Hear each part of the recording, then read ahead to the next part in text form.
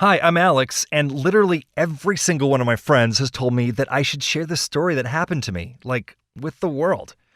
I've been thinking about it for a while, and here I am. Let's do this. My parents are very rich people, and I'm not telling this to you like I'm bragging. It's not a rich kid thing at all. It's more than that. I am not a rich kid at all. Yeah, you heard that right. With my parents being crazy rich, I'm actually pretty poor. I live in a small guest house with minimal furniture besides my parents' mansion. I get a ridiculously small amount of allowance money, and I don't feel rich at all. Okay, I guess I've got some stuff to explain here. My parents are self-made people. That's what they like to say, and it's basically true.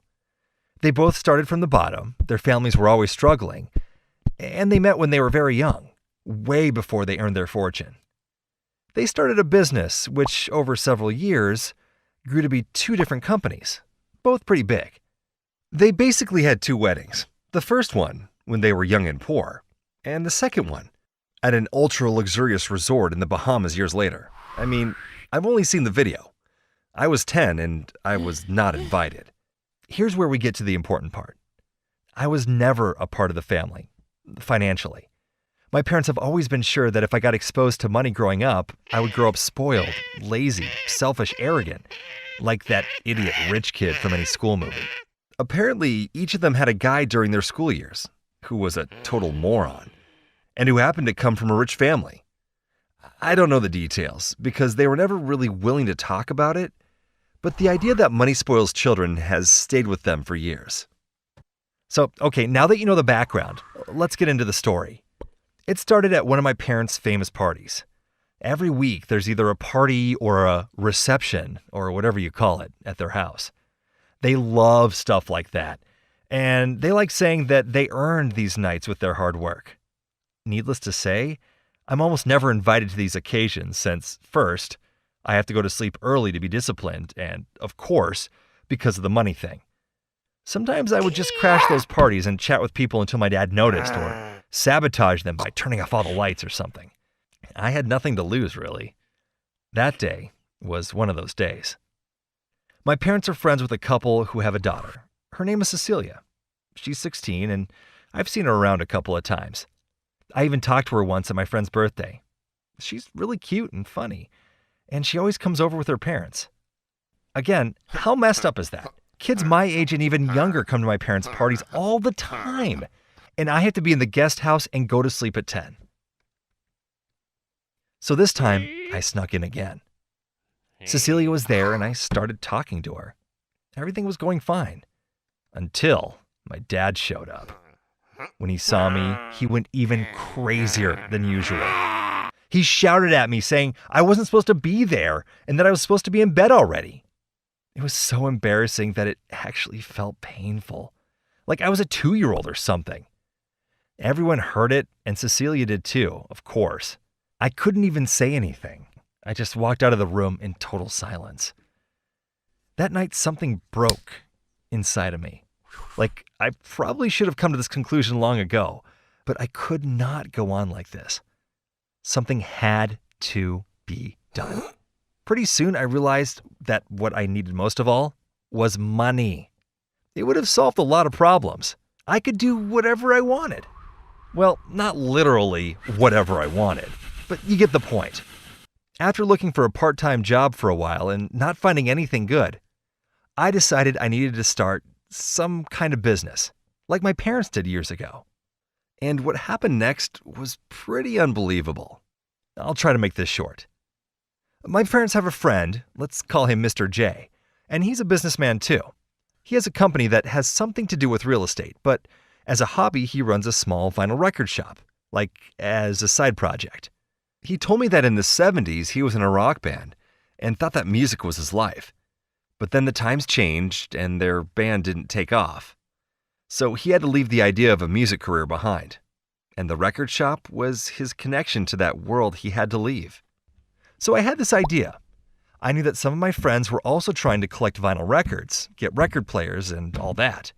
So I thought that I could negotiate with Mr. J to get some of his records on credit and sell them to people I knew.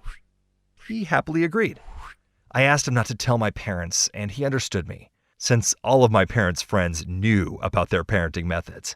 Now I see that I had literally zero reasons to start selling vinyl records, but I guess I just got lucky. First, my friends and classmates bought a couple of them.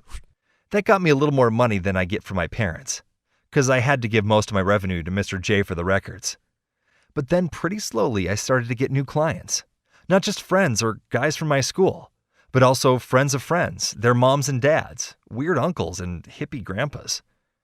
I don't want to overstate my success, but at some point it seemed that there was even some kind of trend for vinyl records at my school, specifically because I was selling them. Anyway, at some point I realized that I had started to earn enough money to move out and rent an apartment for a couple of months. But from the day I started the whole thing, I knew what I wanted to do when I got my first decent profits. I wanted to throw a party right inside my guest house, 200 feet from my parents' house. And the party would be so big, pompous, and loud that it would definitely get their attention. And then, well, you'll see what was supposed to happen.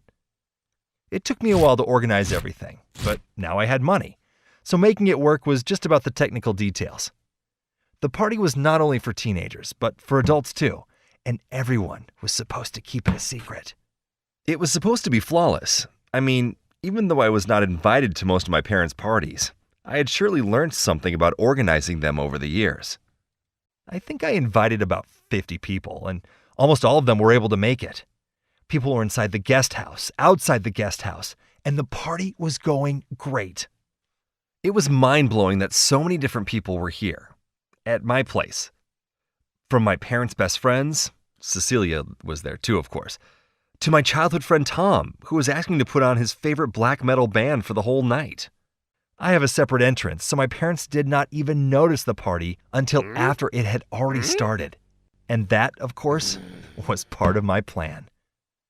15 minutes after I put on some loud music, they came to see what was going on. They seemed surprised, but they were not angry.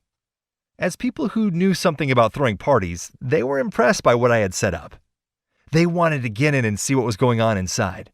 But that was where the final part of my plan came in. I met them right at the gates of the party zone and told them that it was a closed event and that they could not get in. I was ready for them to start a fight, but they just smiled and walked away, back to their own house. I did not expect that at all, and it kind of bugged me for the whole night.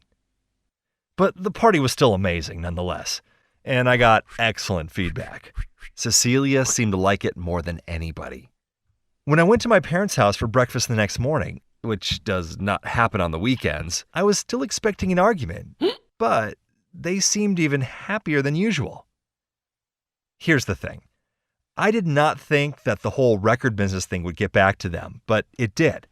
So for the last month, they knew what was going on, and they were happy that I had finally started to earn money.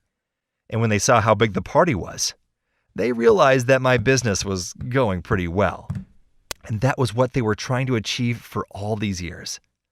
They wanted me to be motivated like they were when they were young and determined to get out of poverty.